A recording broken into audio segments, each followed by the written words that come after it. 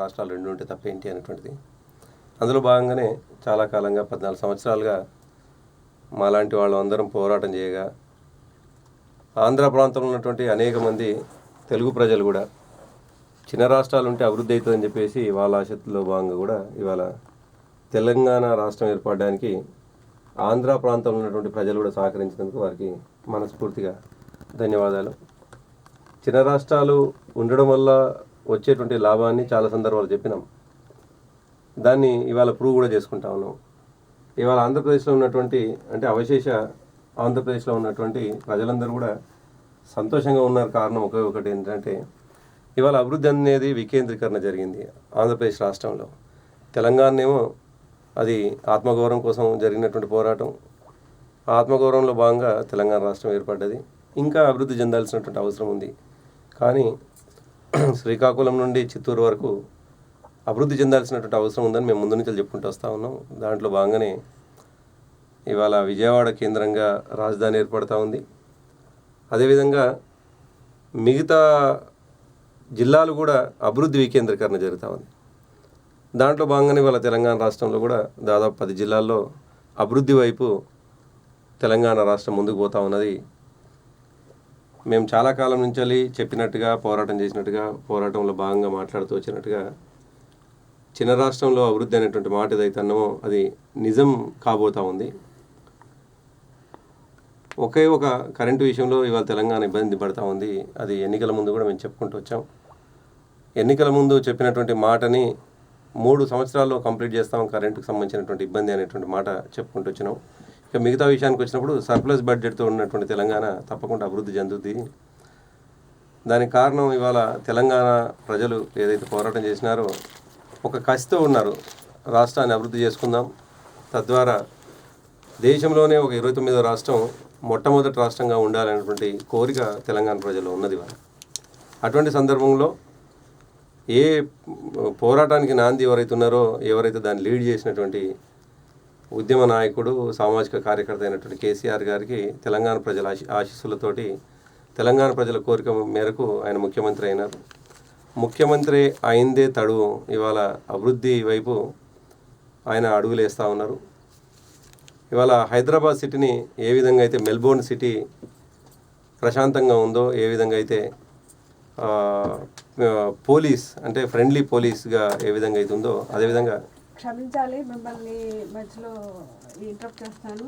నిన్న కూడా పేపర్లో చదివానండి. ఫస్ట్ తెలంగాణ రాష్ట్రం ఏర్పడిన తర్వాత మొదటి కానుకగా 15 రోజులు సెలవు ప్రకటించారట కదా కేసీఆర్ బతుకమ్మ పండుగ కోసం అని చెప్పి. 2 సంక్రాంతి సెలవు రోజులు తగ్గించి 2 రోజులుగా చేసి బతుకమ్మ పండుగకి 15 లేదు నందిని గారు అంటే శ్యామల గారు యాజ్ యూజువల్గా ఎప్పుడైతే దసరా ముందు హాలిడేస్ ఉంటాయో అదే హాలిడేస్ ప్రతి సంవత్సరం లాగే ఇప్పుడు కొనసాగుతూ ఉన్నాయి. కాకపోతే మీరు అన్నట్టుగా సంక్రాంతి పండుగ తెలంగాణలో తక్కువ చేసుకుంటారు. ఆంధ్రప్రదేశ్లో అంటే కొత్త రాష్ట్రం తెలంగాణ రాష్ట్రం కొత్తగా ఏర్పడిన సందర్భంగా బతుకమ్మ సంబురాలు బాగా చేయాలనే ఉద్దేశంతో 15 రోజులు సెలవు ప్రకటించారని చెప్పి ఈనాడులో కాదు శ్యామల గారు. అంటే బహుశా వాళ్ళు రాంగ్ ఇంటర్ప్రిటేషన్ చేసినట్టున్నారు.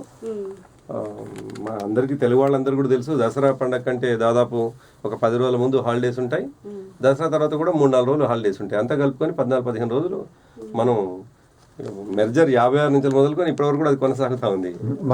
ఓకే, బతుకమ్మ పండుగ అంటే దసరా ముందు నవరాత్రులు ఉంటాయండి. దాదాపు 9 రోజులు అంటే ఈ రోజుతో నిన్నటి రోజుతో ప్రారంభమవుతుంది. 24వ తేదీతో మన తెలంగాణలో పెత్రమాస అంటారు, దాన్ని పెత్రమాస అంటారు. అది దసరా పండగ ముందు రోజుతో సద్దల బతుకమ్మతో ముగుస్తుంది. అయితే బొడ్డెమ్మ కాదమ్మా, బొడ్డెమ్మ పండగ కాదు అసలు. బతుకమ్మ పండగ, బతుకమ్మలో బొడ్డెమ్మ ఉంటుంది. గౌరమ్మని బొడ్డెమ్మ అని కూడా అంటారు. సో ఈ 9 రోజులు అంటే అసలు ఒకప్పుడు నిజానికి కలకల్లా అన్నటువంటి తెలంగాణ ఒకప్పుడు మంచి బాగుండే. ఆనాడు నిజానికి పువ్వులు ఉండే, తీరొక్క పువ్వు కనిపించేది. అసలు ఏంటివి మన తంగేడు పూలు, గునుగు పూలు అని తీరొక్క పువ్వులు అసలు అంటే న్యాచురల్ ఫ్లవర్స్ ఇవి. మనకు కొనుక్కోవాల్సిన అవసరం లేకుండే గ్రామీణ ప్రాంతాన. ఇవాళ అంటే చేనుకు పోతే ఒక బస్తా తీసుకొని పోతే పువ్వులన్నీ తెంపుకొచ్చేటువంటి పరిస్థితి ఒకప్పుడు ఉండే. గునుగు పువ్వులు, తంగేడు పువ్వులు, అనేక ఫ్లవర్స్ ఇవాళ కనిపించవు అనుకోండి. అఫ్కోర్స్ అది కాలగమనంలో కలిసిపోయింది.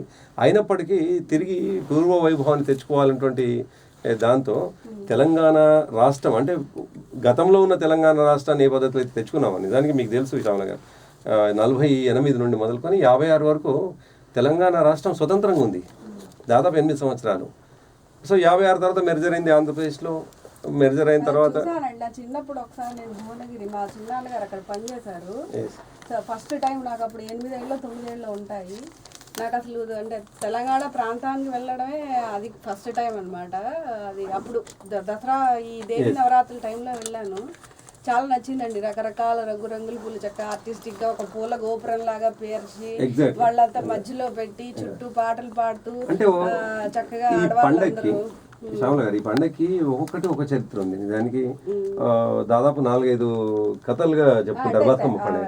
తెలంగాణలోనే కాదు, మొత్తం భారతదేశ వ్యాప్తంగా దేవీ నవరాత్రులు జరుగుతాయి. అష్టాదశ శక్తి పీఠాల్లోనూ అన్ని చోట్ల కూడా ఏదో ఒక రకంగా చేసుకుంటాం. తెలంగాణలో బతుకమ్మ పేరు మీద నవరాత్రులు చేసుకుంటాం. ఆంధ్రప్రదేశ్ లో ఇంద్రకీలాద్రి పైన కనకదుర్గాదేవి సంబరాలు జరుగుతాయి. మైసూర్లో చాముండేశ్వరి జరుగుతాయి. మొత్తం భారతదేశం అంతా చేస్తారు. మీరు అన్నట్టుగా ప్రాంతానికి ఒక సంస్కృతికి ఉన్నట్టుగా విజయవాడ ప్రాంతంలో ఇంద్రకీలాద్రి పైన దాదాపు 9 రోజులు మన దేవీ నవరాత్రులు జరుగుతాయి. అదే విధంగా ఇక్కడ మైసూరులో కూడా జరుగుతాయి.